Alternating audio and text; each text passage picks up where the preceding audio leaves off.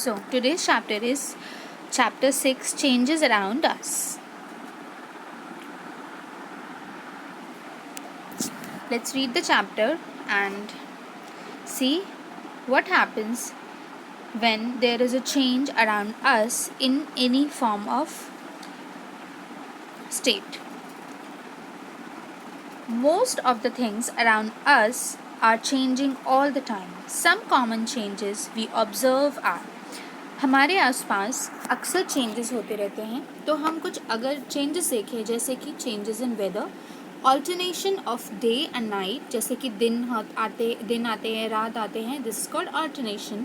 Cooking of food, spoilage of foods, food का सड़ना, spoilage means food का सड़ना. रस्टिंग ऑफ आयरन, आयरन में जो रस्टिंग होती है जिसको हम जंग लगना कहते हैं. Burning of paper, would, fuel, कोई भी चीज़ जलती है, फॉर एग्जांपल पेपर, लकड़ी का जलना, फ्यूल का जलना. प्लांट्स में जो चेंजेस आते हैं, फूड्स में जर्मिनेशन होती है, ग्रोथ होती है, फ्लावरिंग आती है, फ्रूट्स की फॉर्मेशन होती है. एनिमल्स में चेंजेस आते हैं, बेबीज़ की ग्रोथ होती है, प्रोड्यूस होते हैं. चीज़ों की मूवमेंट होती है, कभी स्लो होती है, कभी फास्ट होती है, कभी रिपीटेड मोशन होते हैं ऑफ पेंडुलम. ओके, ये चेंजेस हैं हमारे आसपास जो आप डेली देखते हो, बट हम कभी गौर से इनके बारे में सोचते नहीं हैं, इनको कॉन्टम्पलेट नहीं कर पाते. Do you know why these changes occur? आपको पता है ये चेंजेस क्यों आते हैं? Changes in weather occur due to the heat of sun. Changes weather में चेंजेस क्यों आते हैं? क्योंकि जो सन की हीट है उस पर डिपेंड करता है कि गर्मी कहाँ पर कितनी होगी, कहाँ पर ज़्यादा होगी, कहाँ पर कम होगी. आपको पता है इक्वेटर, आपने एसएसटी में पढ़ा हुआ है कि इक्वेटर पे बहुत ज़्यादा गर्मी होती है क्योंकि वहाँ पे जो डायरेक्ट आती है सन की रेज. आपने पढ़ा है कि पोलर जो रीजन होते हैं वहाँ पर फ्रिजिड होता है, वहाँ पे चिली होता है क्योंकि वहाँ पर जो सन रेज होते हैं वो ऑब्लीक होती है.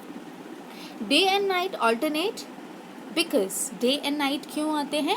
क्योंकि आपको पता है जो हमारे अर्थ है वो रोटेट करता है, ओके, एंड रिवोल्यूट भी करता है. दोनों ही चीज़ें होती हैं. In the same way every change has a cause. इसी तरह से हमारे यहाँ पे हमने जितने भी ये चेंजेस यहाँ पर देखे हैं इन सभी के पीछे कुछ ना कुछ कॉज है, कुछ रीज़न है. कॉज है तभी ये इफ़ेक्ट है चेंज का.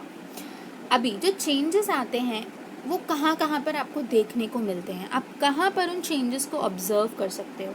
शेप में, ओके, साइज़ में, उसकी पोजीशन में, जैसे कि आप फुटबॉल किक करते हो.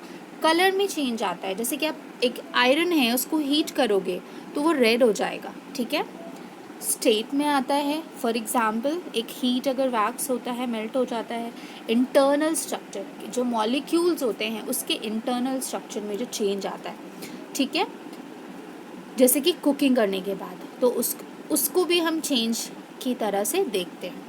सो I will explain the rest chapter in the further video. Thank you.